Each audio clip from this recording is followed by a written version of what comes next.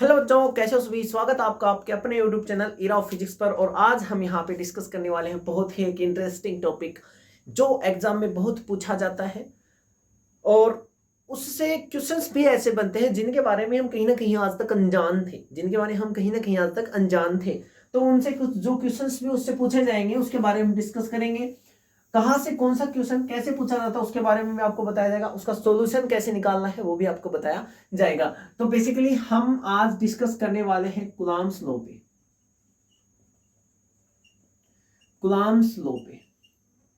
ठीक है। अब इतना तो फिक्स है कि जो कूलम्ब्स लॉ है वो बिटवीन टू चार्जेज दो चार्जेस के बीच में एप्लीकेबल होता है, दो चार्जेस के बीच में लगता है। लेकिन बात यहाँ पे कुछ क्वेश्चंस हमारे दिमाग में आते हैं भी, कुछ क्वेश्चंस हमारे दिमाग में आते हैं। क्या क्या क्वेश्चन आ सकते हैं कि पहली बात तो वो जो चार्ज है वो चार्ज हो रेस्ट में है या मूविंग चार्ज के लिए भी एप्लीकेबल होता है या स्टेशनरी चार्ज के लिए ही एप्लीकेबल होता है। तो बात आती है कि चार्ज इज चार्ज मूविंग और रेस्ट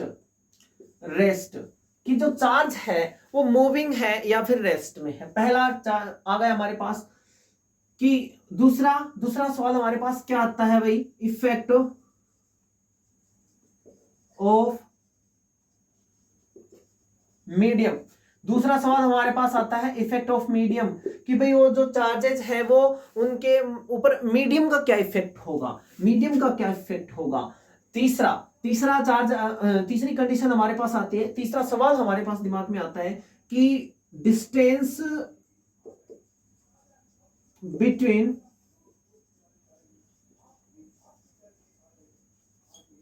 चार्जेस कितनी होनी चाहिए, कि दो चार्जेस जो हम लेंगे उनके बीच में डिस्टेंस कितनी होनी चाहिए। तीसरा कंडीशन आ गया हमारे पास। चौथी बात कि मिनिमम डिस्टेंस क्या हो सकती है भाई, मिनिमम डिस्टेंस क्या हो सकती है दोनों चार्जेस के बीच की। समझ में आ रही मेरी बात कि उससे कम डिस्टेंस के ऊपर अगर हम रखेंगे तो वो अप्लीकेबल नहीं होगा। वो कंडीशन क्या हो सकती है कि और भी बहुत सारे सवाल हमारे पास दिमाग में आते जाएंगे, जैसे जैसे आते जाएंगे वैसे वैसे हम उनको सॉर्ट आउट करते जाएंगे। तीसरी कंडीशन और आती है भाई, सॉरी पांचवी शर्त हमारे पास क्या आती है कि हमको ये कह दिया कि भाई दो चार्ज हैं, ये रखे हैं Q1 एंड Q2। कोई तीसरा चार्ज में जब इनके बीच में कोई ना कोई तो फोर्स लग रहा है, जो कूलम्ब फोर्स लग रहा है, कोई तीसरा चार्ज अगर मैं इनके पास लेके आता हूं, मैं ले आया Q3, तो जब वो चार्ज मैं इनके पास लेके आ रहा हूं तो क्या इनके बीच में जो बल लग रहा है, पहले से जो फोर्स लग रहा था उसके ऊपर कोई इफेक्ट होगा या नहीं होगा, है ना।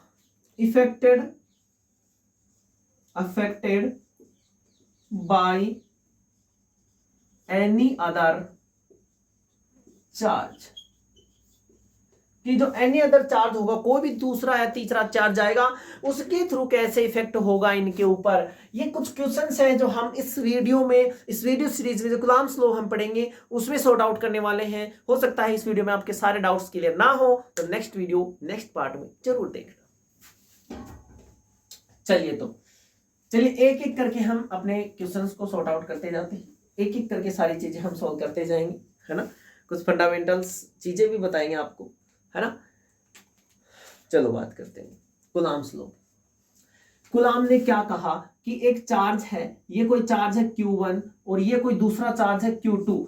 Q1 एंड Q2 दोनों चार्जेस जो हैं एक दूसरे से कितनी डिस्टेंस के ऊपर रखे भाई, R डिस्टेंस के ऊपर ये रखे हुए हैं। तो इनके बीच में जो फोर्स लग रहा है कूलम्ब फोर्स, अट्रैक्शन का भी हो सकता है, रिपल्सन का भी हो सकता है। मैं पहली बात बता देता हूं कि जो कूलम्ब फोर्स है वो अट्रैक्शन एंड रिपल्सन दोनों प्रॉपर्टी रखता है। समझ में आई मेरी बात। तो जो ये फोर्स है, ये जो फोर्स बताया है, ये कहा इसने कि F जो होता है चार्जेस के मल्टीप्लाई के प्रोपोर्शनल होता है, प्रोडक्ट ऑफ चार्ज के डायरेक्टली प्रोपोर्शनल होता है। दूसरी कंडीशन इसने क्या बताई, इसने क्या कहा कि भाई जो कूलम्ब का फोर्स है वो जो डिस्टेंस होती है दोनों के बीच में उसके स्क्वायर के इनवर्सली प्रोपोर्शनल होता है, डिस्टेंस के स्क्वायर के इनवर्सली प्रोपोर्शनल होता है। ये इसने कहा भाई। बात आ रही समझ में। अब जब दोनों को मैं कंबाइन करके लिखूंगा, यहाँ पे मैं दोनों को कंबाइन करके लिख देता हूं Q1 Q2 अपॉन में आर स्क्वायर एफ। ये प्रोपोर्शनल का साइन हटाना पड़ेगा भाई, हटाना पड़ेगा, तो मैं लिखूंगा के Q1 Q2 अपॉन में आर स्क्वायर। ये हमारे पास आ गया कूलम्ब फोर्स। ये हमारे पास क्या आ गया भाई, कूलम्ब फोर्स हमारे पास यहाँ पे आ चुका है। कूलम्ब फोर्स हमारे पास यहाँ पे आ चुका है। मैंने एक चीज आपको बता दी, इसके जो पीडीएफ है, नोट्स की पीडीएफ है, वो आपको डिस्क्रिप्शन में लिंक मिल जाएगी, वहां से आप उसको डाउनलोड कर लीजिएगा। ओके, वहां से उसको आप डाउनलोड कर लेना। तो F इक्वल टू हमारे पास आ गया के Q1 Q2 अपॉन में R square. Attraction and repulsion दोनों हो सकता है, दोनों हो सकते हैं। अच्छा, एक चीज आपको मैंने बता रखी है कि भाई अट्रैक्शन और रिपल्सन कब होता है, जब दोनों देखो एक प्लस का होगा एक माइनस का होगा, तब दोनों में क्या होगा भाई, अट्रैक्शन होगा। अट्रैक्शन एक दूसरे को अपनी तरफ खींच लेंगे भाई। फिर दूसरी बात क्या आती है, दोनों प्लस के हों या फिर दोनों माइनस के हों, दोनों माइनस के हों, तब इनके बीच में जो फोर्स लगेगा एफ, वो कैसा होगा भाई, रिपल्सन होगा। कैसा होगा भाई, रिपल्सन होगा। इसी पे एक बात कहें कि देखो क्या होता है कि दोनों के दोनों सेम है, दोनों के पास सेम है, पॉजिटिव और नेगेटिव है ना, डिफरेंट डिफरेंट है, एक के पास ज्यादा एक के पास कम चार्ज है, तो ये क्या कर लेंगे, अट्रैक्ट कर लेंगे, एक दूसरे के साथ आसानी से रह सकते हैं। वैसे डेली लाइफ में भी देखें तो दो पर्सन है भाई, एक को थोड़ी कम नॉलेज है, एक को ज्यादा नॉलेज है, अब दोनों क्या रह सकते हैं, साथ रह सकते हैं ना, रह सकते हैं, नहीं रह सकते है ना। तो या फिर कोई भी कंट्रोवर्सी होती है, कोई भी मुद्दा होता है कोई भी बात का, अब जब दोनों में से एक क्या करे, कम करे और एक ज्यादा करे, तो तब वो दोनों साथ रह सकते हैं। लेकिन बात कंडीशन किसकी आती है, जब दोनों के दोनों ही क्या करने लग जाएं, साथ एकदम एकदम बराबर हो जाए, एक दूसरे के जैसे हो जाएं, तब क्या आ जाती कंडीशन, रिपल्सन क्या आ जाती है, एक दूसरे से बिछड़ने की बात आ जाती है। यहीं पे एक बात कहना चाहें तो क्या कह देंगे कि इस तरह तो साथ निभाना है दुश्वार सा, इस तरह तो साथ निभाना है दुश्वार सा, तू भी तलवार सा और मैं भी तलवार सा। बात आ रही समझ में कि तू भी तलवार सा और मैं भी तलवार सा, इस तरह तो साथ नहीं निभ सकता। बात आ रही समझ में, इसको आप कहीं भी एप्लीकेबल कर सकते हो। ठीक है, चलिए तो बात करते हैं, आप इसे याद रख सकते हो, तू भी तलवार सा और मैं भी तलवार सा। तो यहां पे जब दोनों के दोनों कैसे हो जाएंगे भाई, सेम हो जाएंगे, तब क्या होगा नहीं कहते अपने मतलब घर में भी कि भाई दोनों एक जैसे मत होया करो। जब किसी की भी लड़ाई होती है तो एक को क्या कर लो, एक थोड़ा अपना कम बोल लो, एक बोल लो, बोल रहा है तो उसकी सुन लो। अब जब दोनों आपस में एक दूसरे के साथ करने लगेंगे तब तो कंट्रोवर्सी होगी ना, मुद्दा बड़ा होता जाएगा। समझ में आई मेरी बात। तो इस तरह साथ निभाना है दुश्वार सा, तू भी तलवार सा और मैं भी तलवार सा। ठीक है, चलिए बात करते हैं आगे। तो इनके बीच में जो ये फोर्स लग रहा था उसका फाइनल फॉर्मूला हमारे पास आ चुका है, F इक्वल टू के Q1 Q2 अपॉन में आर स्क्वायर। ये जो K है इसको बोला जाता है कांस्टेंट। क्या बोला जाता है भाई, कांस्टेंट बोला जाता है। K को क्या बोलेंगे, कांस्टेंट बोलेंगे। चलिए अब आगे बात करते हैं कि ये जो फोर्स है, फोर्स तो ठीक हो गया, कोई बात नहीं। K के बारे में भी बात कर लेते हैं। K की वैल्यू हमारे पास यहाँ पे होती है, K की वैल्यू कितनी होती है भाई, यो अभी बात नहीं करेंगे। K की वैल्यू जो डिपेंड करती है भाई मीडियम के ऊपर, किसके ऊपर डिपेंड करती है, एक तो मीडियम के ऊपर, एक सिस्टम के ऊपर, दो चीजों के ऊपर K की वैल्यू डिपेंड करती है। K की वैल्यू दो चीजों के ऊपर यहाँ पे डिपेंड कर रही भी, एक तो मीडियम के ऊपर डिपेंड करेगी और एक किसके ऊपर डिपेंड करेगी, सिस्टम के ऊपर डिपेंड करेगी। मीडियम के अकॉर्डिंग वैल्यू भी इसकी चेंज होगी, वो अभी मैं आपको आगे बताऊंगा। ठीक है, अभी हम कहाँ पे डिस्कस करेंगे, मीडियम के बारे में और सिस्टम के बारे में, मीडियम के बारे में और सिस्टम के बारे में। क्लियर है भाई।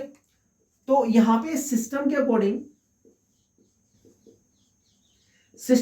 हम बात करें तो पहला हमारे पास क्या होता है भाई, सीजीएस सिस्टम। सीजीएस सिस्टम, तो सीजीएस सिस्टम में जो K की वैल्यू होती है वो क्या होती है, K की वैल्यू होती है भाई 1।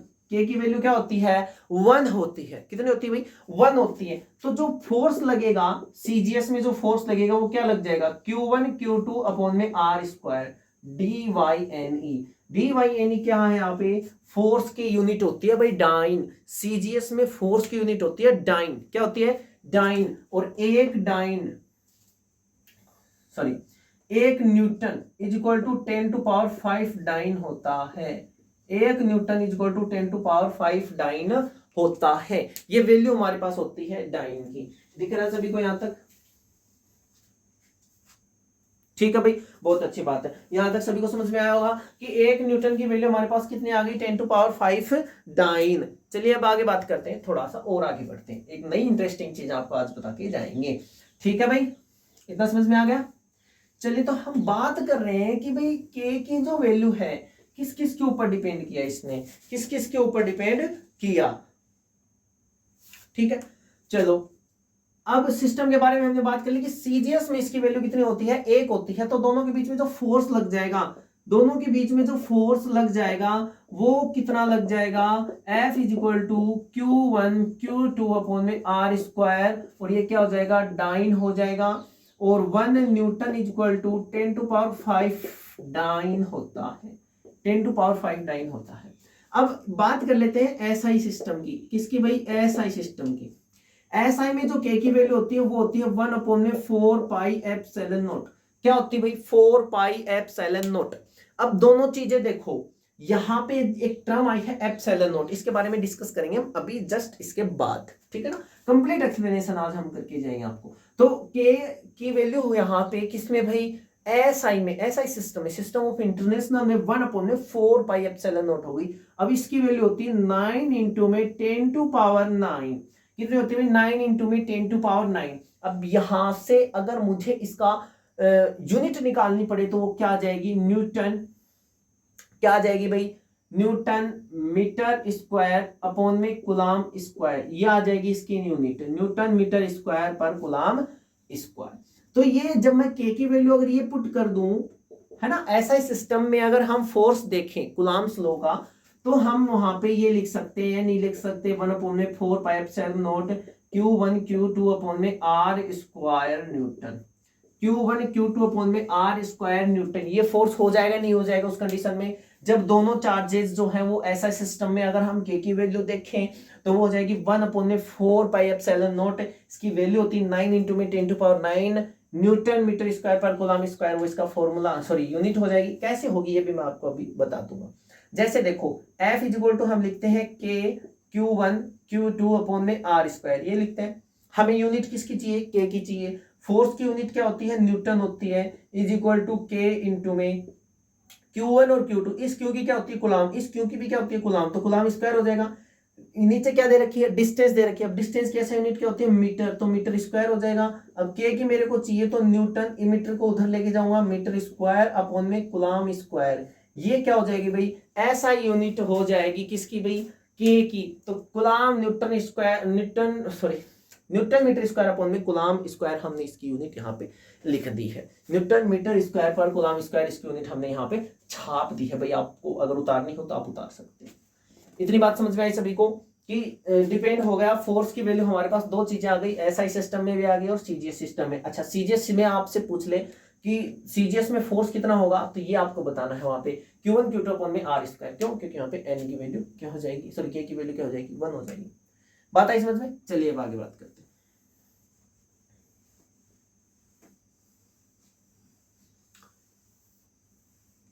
एक चीज और होती है भाई, एक चीज और होती है। तो सीजीएस में हमने फोर्स देख लिया, चलो कोई बात नहीं। एक इंटरेस्टिंग बात और बता रहे हैं आपको। चलिए, अगर मैं क्या देखूं, यहाँ पे मेरे पास फोर्स का फॉर्मूला होता है mg। एक पता है आपको, सभी को पता है भाई फोर्स का फॉर्मूला mg होता है। ठीक है, कोई बात नहीं। अगर मैं इसको यहाँ पे, तो मेरे पास क्या है? ये किलोग्राम में है, नहीं है ना? किलोग्राम में। अगर मैं इसको किस में देखूं, मास को हम किस में पुट करते हैं? किलोग्राम में पुट करेंगे तब हमारे पास यहाँ पे न्यूटन आएगा। आएगा नहीं आएगा? लेकिन मैं इसको किस में लिख दूं? मैं इसको किस में लिख दूं भाई? मैं इसको लिख दूं किस में? ग्राम में। तो मेरे पास 1 gram force, 1 gram force is equal to मेरे पास यहाँ पे आएगा 0.001। बात आ रही समझ में? मीटर, ग्राम को किलोग्राम में लिखेंगे भाई। 1 gram is equal to 0.001 kilogram. यही तो होता है। अरे यही होता है, नहीं होता? ठीक है भाई। हाँ, और जी की वैल्यू कितनी होती है? 9.8 मीटर पर सेकेंड स्क्वायर। और ये किस में आ गई? ग्राम में। बात आई समझ में? ठीक है भाई। तो मैं यहाँ पे लिखूंगा 1 GF।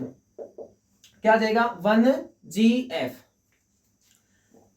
हाँ, तो मेरे पास यहाँ पे आ गया ये 0.0098 न्यूटन। क्या आ जाएगा? 0.0098 न्यूटन। लेकिन अभी तो हमने लिखा है कि 1 न्यूटन इज इक्वल टू होता है 10 to power 5 dyne. 1 newton is equal to 10 to power 5 dyne. तो इस न्यूटन को अगर मैं किस में चेंज करना चाहूं, डाइन में करना चाहूं, तो G F is equal to 0.0098 into में 10 टू पावर 5 डाइन। ठीक है, 10 टू पावर 5 डाइन आ गया हमारे पास यहाँ पे।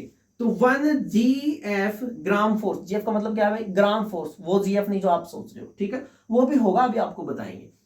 तो 9 8, ये पॉइंट मैंने हटाया, नीचे कितने आ जाएंगे? 4 0 आ जाएंगे। और यहाँ पे मेरे पास क्या आ जाएगा? 10 टू पावर 5 0 आ गए भाई, कैंसिल कर दो, 4 से तो 4 कैंसिल हो जाएगा, बचेगा क्या? 9 8 इंटू में 10 डाइन। और यहां पे हमारे पास फाइनली ये वैल्यू आ गई 1 GF is equal to 980 980 dynes. क्या आ गई भाई? 1 GF is equal to 980 dynes. It means क्या हुआ कि एक GF का मींस क्या भाई? गर्लफ्रेंड। एक गर्लफ्रेंड किसके इक्वल होती है? 980 डाइन के इक्वल होती है। कितने के इक्वल? Dine, 980 dine. अब देख लो आप, जिसकी भी गर्लफ्रेंड है वो क्या झेल रहा है भाई? 980 डाइनों को झेल रहा है। कितने को भाई? 980 को। और किसी के 2 है, किसी के कितने हैं? 2 हैं, तो कितने को झेल रहा है भाई? कितने को झेल रहा है? 196 डाइन्स को झेल रहा है। 1960 डाइन्स को झेल रहा है। ऐसा कुछ नहीं है। जीएफ का मतलब है यहाँ पे ग्राम फोर्स। क्या भाई? Gram force. ग्राम फोर्स होता है 980 डाइन के इक्वल होता है। समझ में आई मेरी बात? आपको समझ में आई भाई? ठीक है ना? तो इसके चक्कर में मत पड़ना, वरना डाइन क्या करती हैं? तबाह कर देती हैं, खा जाएंगे आपको। समझ गए? तो एक डाइन देख लो, एक जीएफ कितने के इक्वल हो गई? 980 डाइन के इक्वल हो चुकी है। ठीक है, इस बात से आप समझने की कोशिश करना। और भाई जो भी किसी गर्लफ्रेंड वो दिल पे ना ले, मैं सिर्फ बात यहाँ पे कर रहा हूँ किसकी भाई? जीएफ की। ठीक है, किसकी भाई? जीएफ की, मतलब ग्राम फोर्स की मैं यहाँ पे बात कर रहा हूँ। ठीक है, चलिए आगे बात करते हैं। तो समझ गए होंगे कि भाई एक ग्राम फोर्स कितने के इक्वल होता है? 980 डाइन के इक्वल होता है। 980 डाइन के इक्वल होता है एक ग्राम फोर्स। ठीक है भाई, चलिए अब हम परमिटिविटी, सॉरी, जो एप्सिलॉन नॉट लिखा था, के की वैल्यू हमने लिखी थी, के की वैल्यू लिखी थी हमने 1/4 पाई एप्सिलॉन नॉट। क्या लिखी थी? 1/4 पाई एप्सिलॉन नॉट। और इस एप्सिलॉन नॉट के बारे में भी अभी हम बात करते हैं। देखो भाई, ये जो एप्सिलॉन नॉट होता है, एप्सिलॉन नॉट को बोला जाता है